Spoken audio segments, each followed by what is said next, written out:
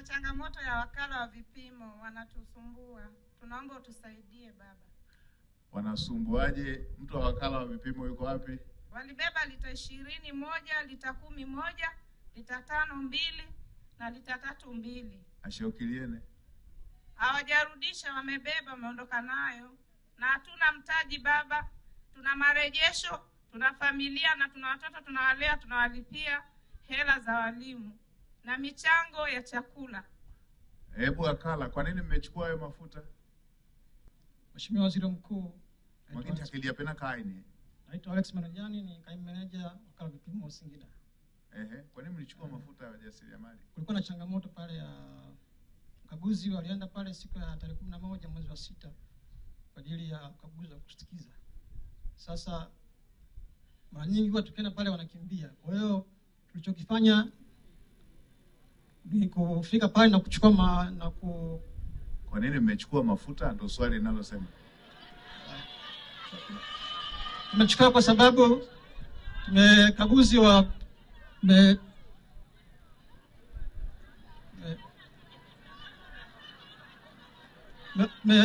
tumechukua kwa sababu sheria ya tujaribu kupima kuna ujazo haikuwa sahihi. Wewe huwa unafuatilia ziara za waziri mkuu? Nilisemaje kuhusu kuchukua bidhaa za wananchi?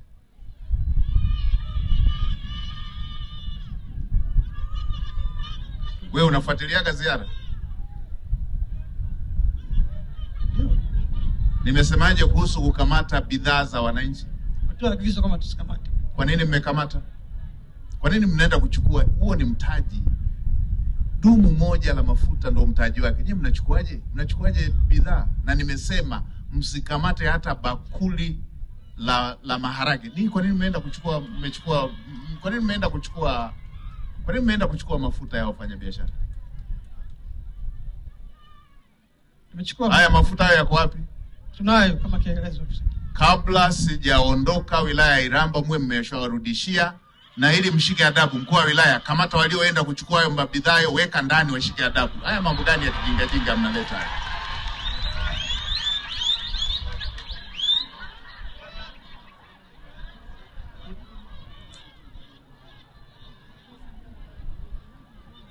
Nani hao waliochukua ya mafuta?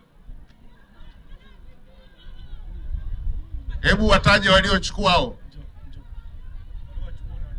Mambo gani haya? Nimewaambia msichukue bidhaa. Nimewaambieni, hii mnataka turudie mara ngapi haya? Mambo ya kizamani hayo.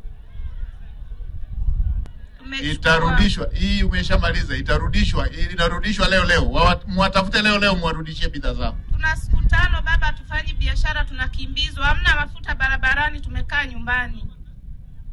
Nimeshaelekeza yanarudishwa leo na mkaendelee na shughuli.